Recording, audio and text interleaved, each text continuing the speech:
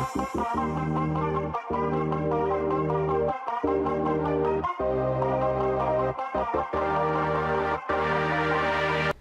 everyone, welcome to Vray Sketchup series. In this video, we are going to create realistic surfaces in SketchUp by applying grunge texture. Grunge textures are imperfections like dirt, dust, and scratches that we apply to seemingly perfect surfaces, thus making these surfaces more realistic. Let's create a rectangle to represent a ground surface. Right-click to reverse the surface so that the white side faces up. In the materials tray, let's apply this material to our surface. To rescale the tiles, right-click, scroll down to Texture and click Position.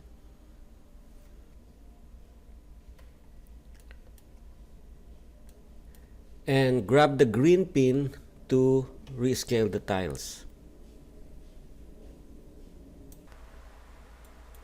And if we want to reposition the tiles, just grab this red pin. Like if we want to align this line to this edge, we can do so by grabbing the red pin like this. Right click and choose Done. Now before we proceed, let me just duplicate this surface.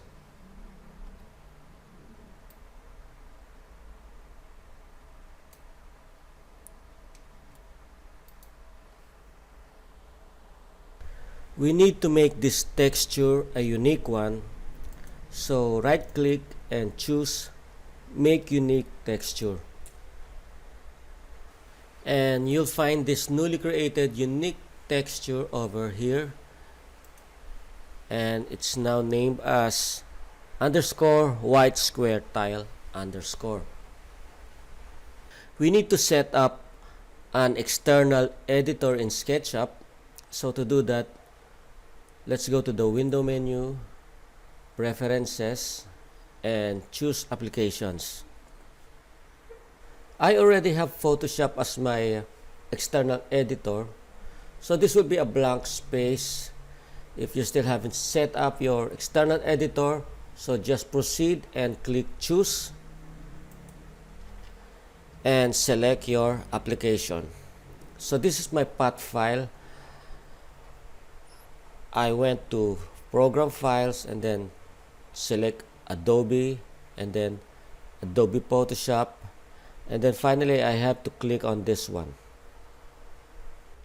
We can now edit this unique material in Photoshop by going to the Edit tab of the Materials tray and clicking on this button.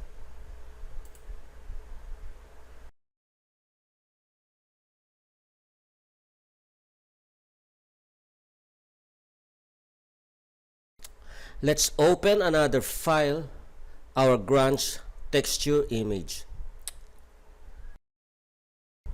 You can download these textures from several sites, and one particular website is textures.com.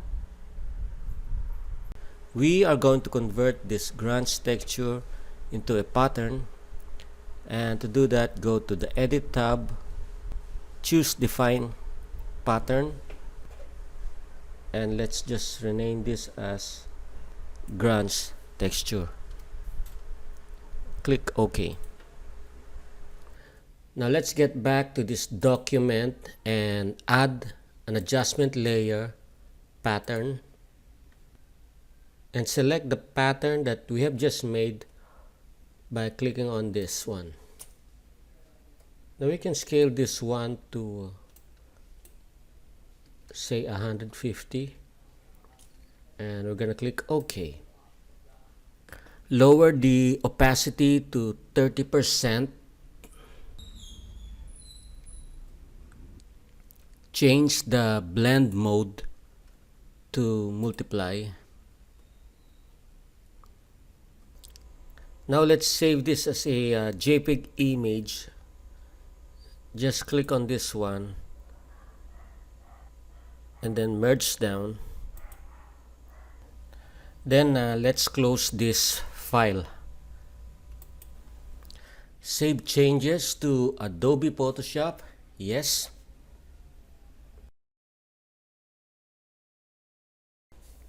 Going back to Sketchup, the edits we made in Photoshop was applied to this unique material, underscore white square tiles underscore. This is our unique material. This is the default one.